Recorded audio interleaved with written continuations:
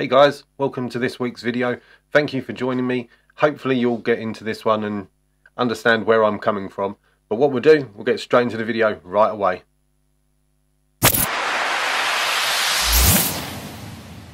And this video is going to be about gas. And I don't mean flatulency or the stuff you cook on. I mean gear acquisition syndrome. And I'm sure a few of you have it. I know I have had it in the past. I had a conversation with a friend. The easiest way I can say this. I had a conversation with a friend the other week, and he said to me, "Do you think you could shoot with any camera?" And I said, "Yes, pretty much." Now, I wasn't trying to be big-headed. It was more the fact of, as long as you know the basics, you can always create with any camera. Whether it's your iPhone, whether it's a point-and-shoot camera, all you need is to know the fundamentals of photography.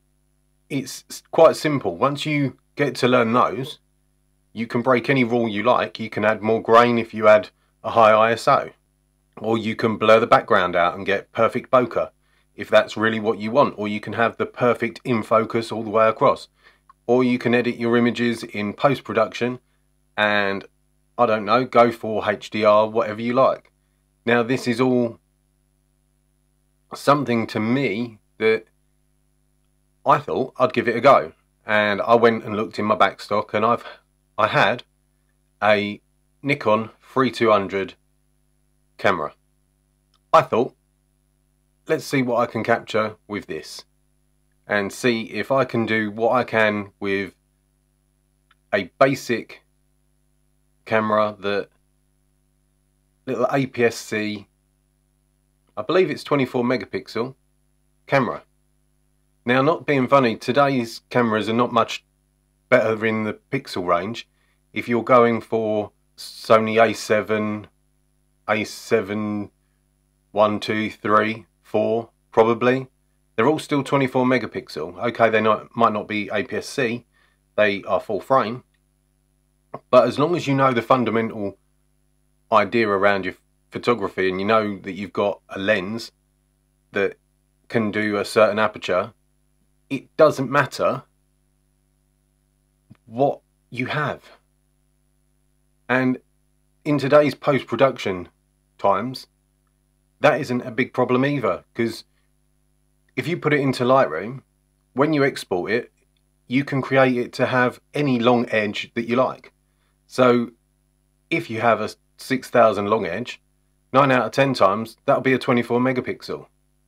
Even if you only put it in there as a 12 megapixel image and then export it with a 600 long edge. It doesn't overly cause too much of a problem to the image, because most of us don't print it. Most of us are sharing it to social media, Instagram, Vero, places like that, and the images are downscaled, so it doesn't really matter too much. But what I'm trying to say is, if you're going to go out and buy an amazing camera, yeah, it will do all the fancy little things and give you faster shutter speeds and everything else, that camera means nothing. And you shouldn't go out and buy the next fantastic camera until the model that you have is holding you back. It's not going to be any different, to be honest, to your pocket, unless you can see that your images will benefit. If you're doing something highly professional, then yes, you can warrant it. Unless you're going to go out and use it and you understand how to use it and that will benefit you, gas is pretty much all you have. You're watching your friends shooting on the latest Sony. You're looking at the top of the range photographers on YouTube who are using Fuji or the new Nikon bodies or the new Canon bodies, And yeah, their images could be amazing, but to be honest, that's only because the person behind the camera understands what each of the parts of that camera does and what that camera has potentially in their hands. Okay, we can all learn what we need to learn to use a camera, but again, if you don't have your fundamentals, every camera is just useless to you. You need to think about buying a product only when the product you have becomes useless to you. So I'm going to share 10 car images with you, and all of these images were shot on a Nikon D3200 camera. It's a 24 megapixel camera, and these have all been edited in Photoshop, and they've had a couple of blemishes taken out and a couple of bits taken out in the background. Other than that, that's it. These were only shot a couple of weeks ago, and I think, to be honest, you wouldn't see any different if you looked at a 36 megapixel camera. And some of these actually, I'll put what they are underneath them. The settings that were used, hopefully I've got all of the settings written down. I'll have to check it. But you will see that in these images, these could be printed for photos on walls or more.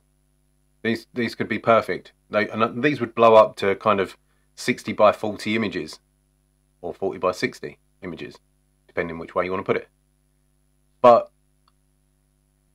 I don't think I would have got anything different even if I took my top of the range Sony with me.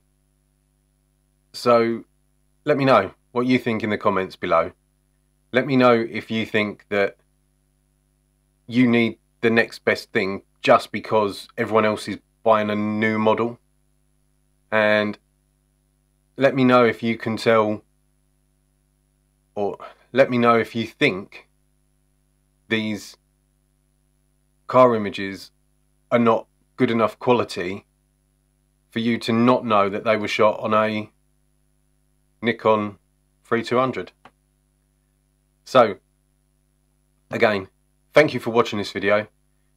Hopefully you'll get some benefit out of this, and this is just basically a rant video more than anything, but at the same time it's just an honest opinion that we don't need to go down that route of buying the next best thing.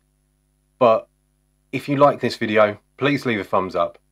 If you have 2 seconds and you want to see what happens in my next videos, please subscribe.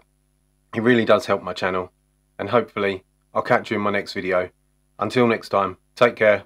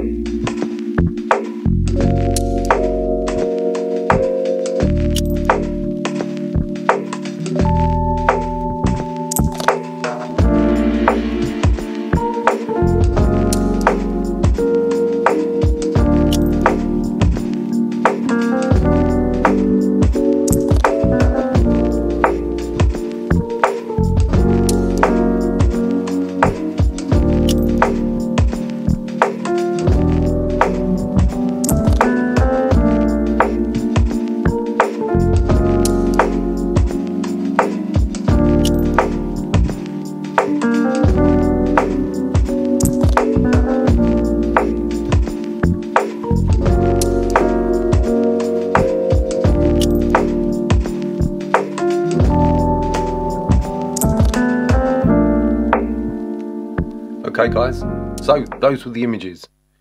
Could you tell that they weren't shot on a pro level camera? I'm not sure you could. I know I couldn't.